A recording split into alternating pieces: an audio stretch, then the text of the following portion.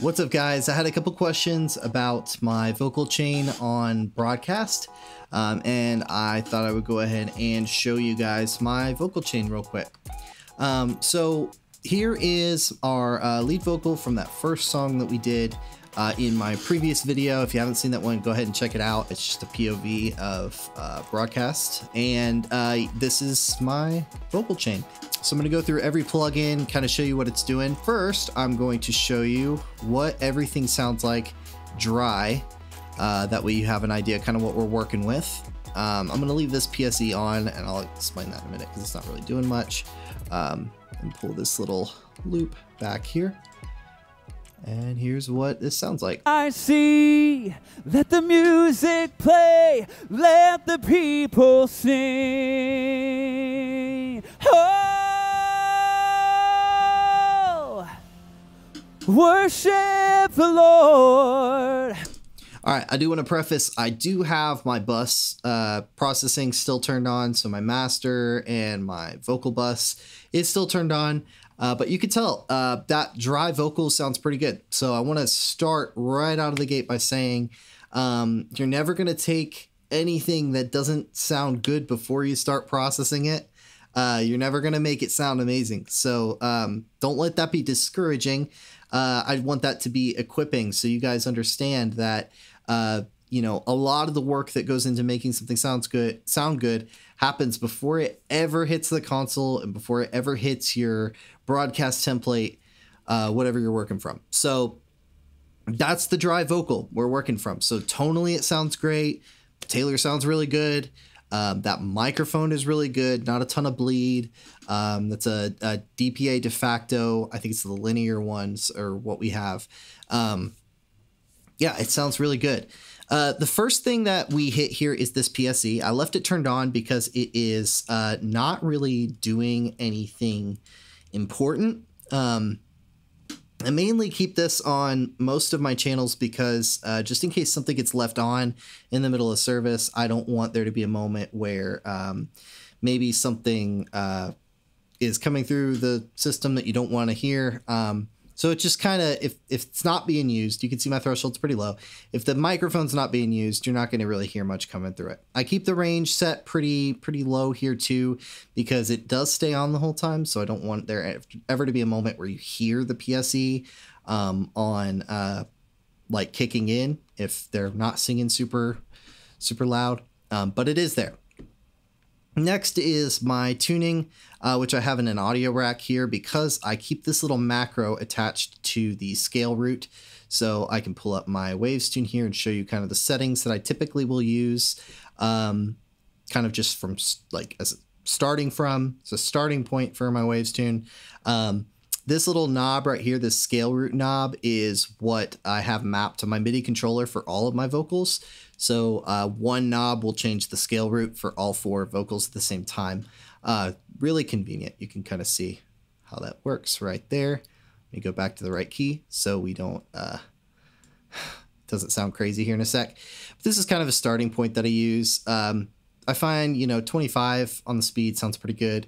Note transition, this will change a bit. So sometimes I run it a little bit higher, sometimes a little bit lower. It just depends on the vocal. He sings pretty straightforward, so it's not, you don't get a lot of weird stuff you have to account for. So, yeah. Next up is the SSL channel. I've talked about this one before. I love this plugin. I'm using it to do a number of different things. Mostly I'm using it for the filters here, to cut all that low end gunk out, and add a little bit of gain because it never really works out to where gain hits broadcast perfect. So I will typically push it just a touch. If I have to trim this way up, then I'm gonna have whoever's at front of house turn the preamp up so it sounds better. But if you got to do a little bit of trim work, it's fine. Don't let that get in your way.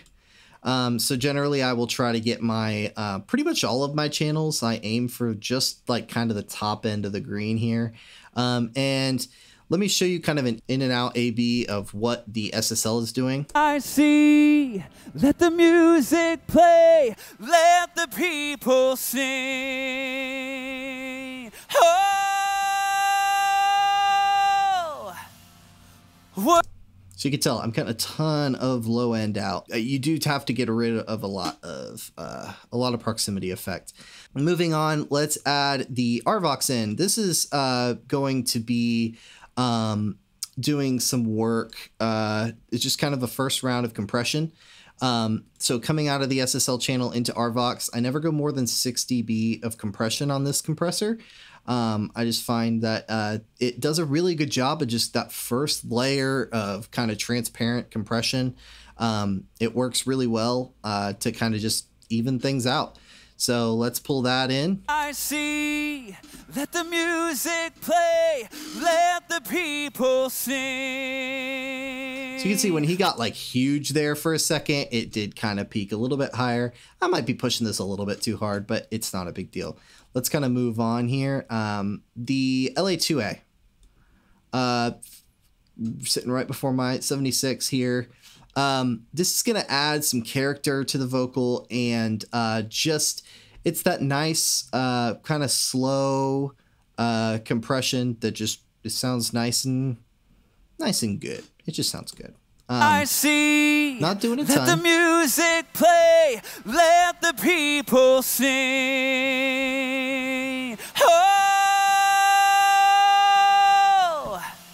Yeah, just adding some character here. Now, here is the 1176. You can see I've kind of copied Luke Hendrickson's settings here. I've been kind of playing with some different settings here. I do like the black algorithm a little bit more in some circumstances. I've been playing with this because that's what Luke's been using, and I'm giving some of his template a little bit of a shot. But this is going to be compressing a lot. This is the main, I would say, the main layer of compression here, going until the C6.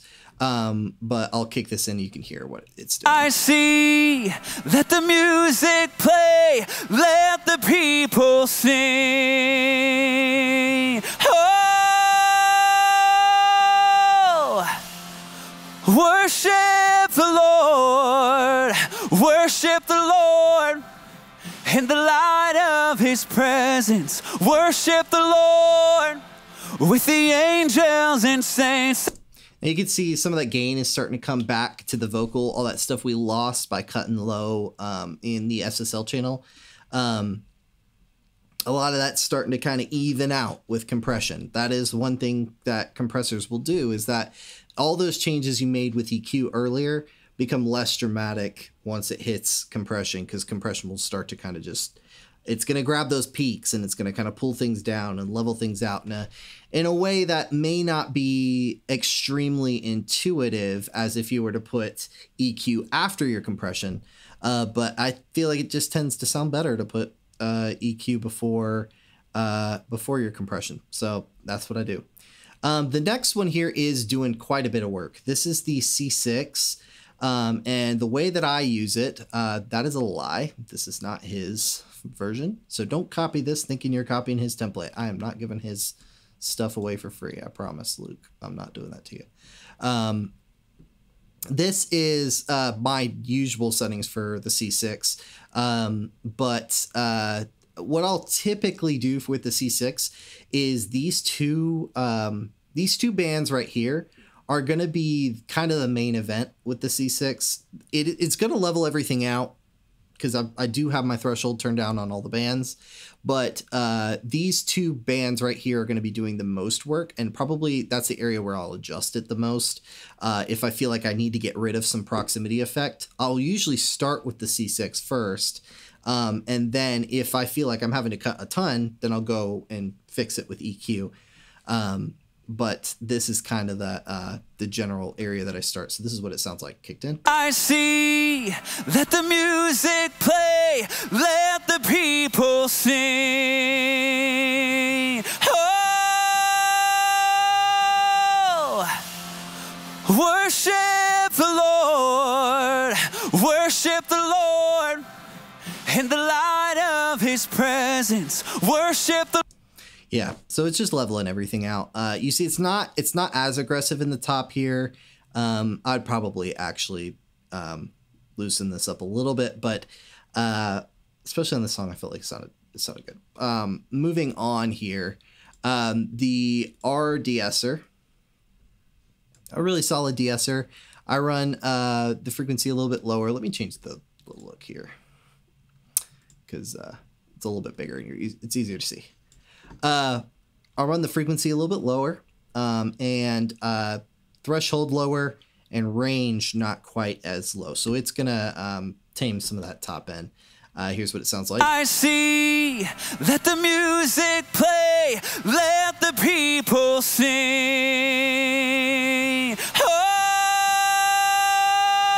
Oh, worship the Lord, worship the Lord.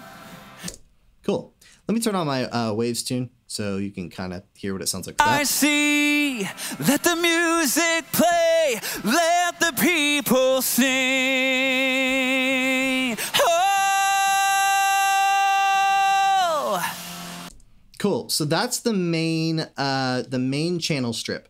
Now, again, it might sound like I'm cutting out a ton of low end, and I am. But I don't want to think about this because usually I'm not EQing things in isolation. I'll try to, I'm going to hear what it sounds like in the mix. I almost never solo things. So, like even right now I'm soloing this out and I'm like, man, that sounds, that's an aggressive EQ, right? And so the tendency would be to go in here and start making changes to make the vocals sound really, really nice kind of on its own. And then you'll blend it in with everything else and it's going to sound way different than when you started. So that's why, you know, I trust what it sounded like yesterday, and I am cutting a lot of low, but for some reason, whether that comes in through the room mics or by the time my effects are done, all of that stuff plays into what you're hearing. So don't get caught up with that solo button. I'm telling you, it's not a. I just never find that it's a good way to EQ most things. Let's hear see what's going on with our vocal bus. So there's some things that I pulled from Luke Hendrickson's template that I really liked. One of the things that him and a lot of guys do is these running a bunch of different buses going into your master bus. You know, that's not exclusive to him, but it is something that I really liked. I don't think these are his exact settings either. Again, so I'm not copying you, bud. But I do run an SSL comp, a G comp on all of my my buses here. So my band, vocal, and then all of my effects and stuff going into the extras. That's all happening here. So not a lot. Usually I think that by the time all my vocals are coming through that and maybe a big moment of a song, I might be getting like 2 to 3 dB of compression. It's not doing a ton. But it just kind of glues everything together, makes it sound nice. My effects, that's where a lot, I think, of the magic happens here. And this is going to be another thing that when I turn on all the effects are going to be like, that sounds insanely dumb. And it does in isolation. And then we're going to turn everything up and hear what it sounds like together. So the first thing is my vocal verb, and that is a Valhalla plate that I have here. These settings sound pretty good. I always change up my vocal verb. I do think that the Valhalla plate sounds pretty good. It's a pretty generic, good sounding plugin. I also run a de-esser very aggressive before my vocal verb because I also know that I pick up a lot of my S's, that like sibilant stuff in the room. So by the time I blend in my room mics, if I was to have that and my my reverb, it would be crazy. So I don't like that.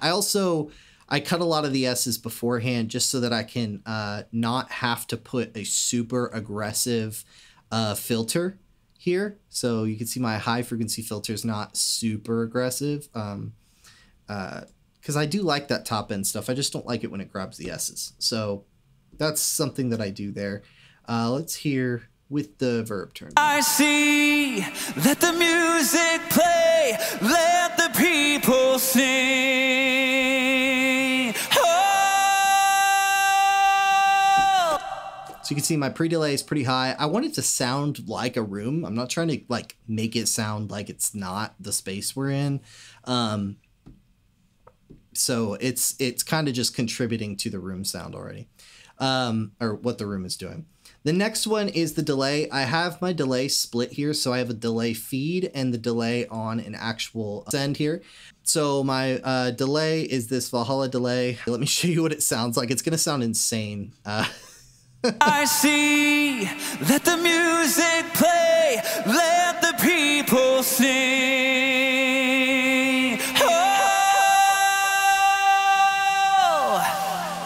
Oh, so let that die.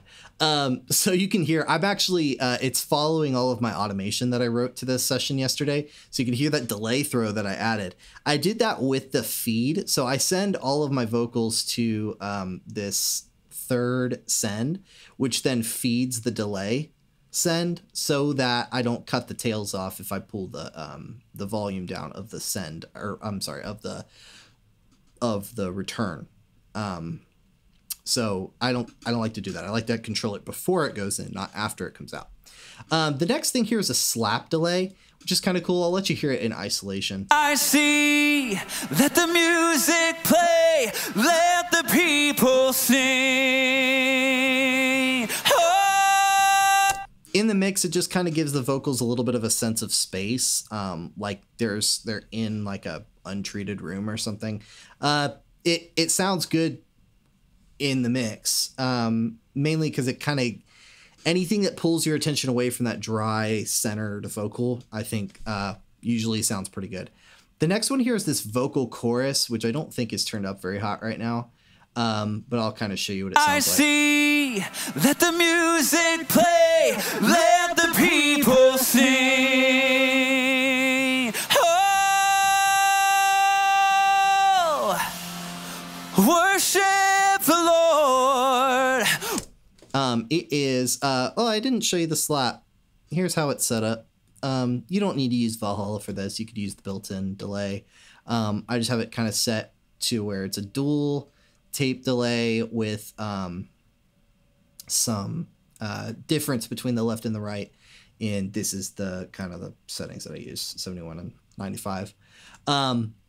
The vocal chorus is two things. It is an Uber mod going into this guy right here. And these are kind of the settings that I use. It sounds pretty good. In context, you got to be careful with it, which is why it was kind of turned down. Because I think I'm pretty much the only person on this template that tends to use it. But especially on faster songs, I think it does kind of just give a little bit more stereo image to your vocals. And yeah, so this is kind of what everything sounded like all in just on this vocal. I see, let the music play, let the people sing.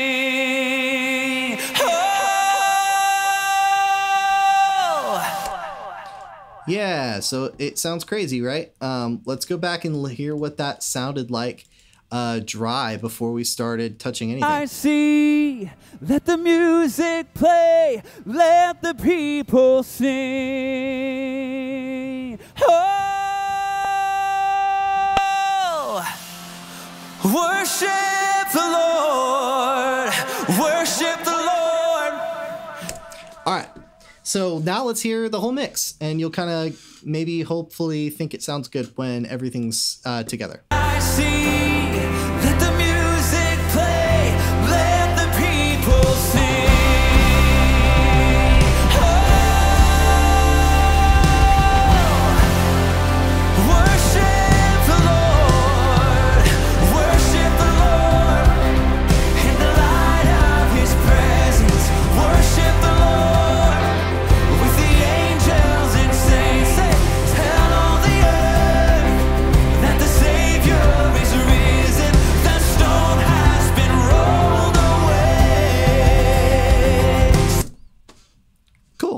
All right, so to wrap everything up, I would say that these are my big takeaways. You kind of saw whenever I started kind of pulling everything else in, to the mix, you know, things don't sound quite as insane as it does in isolation. And I think that's that is something to keep in mind, is that when you solo things, you're not hearing everything.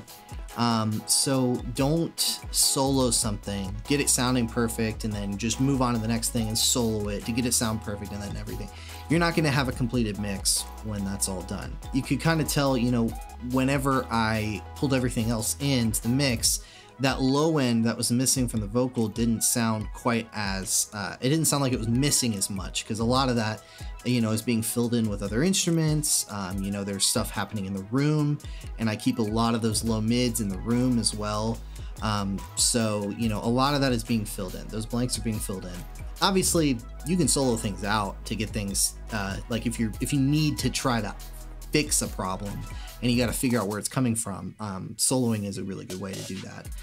But I never really EQ things in solo or compress things in solo.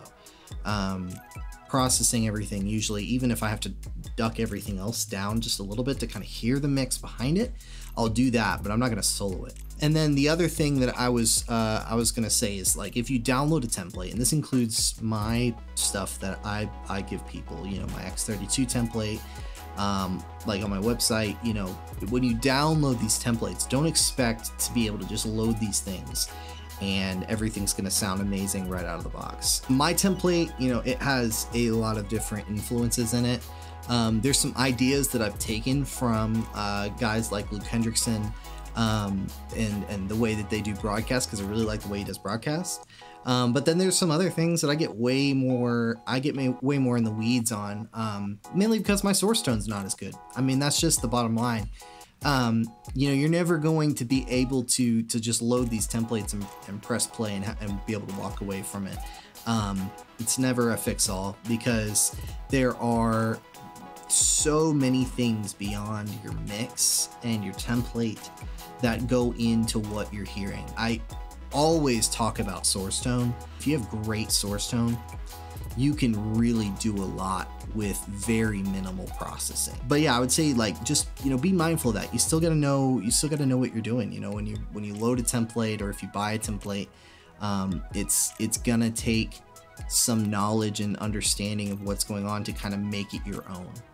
But yeah, that's it. I hope you guys enjoyed the video, and I'll catch you next time. Take care.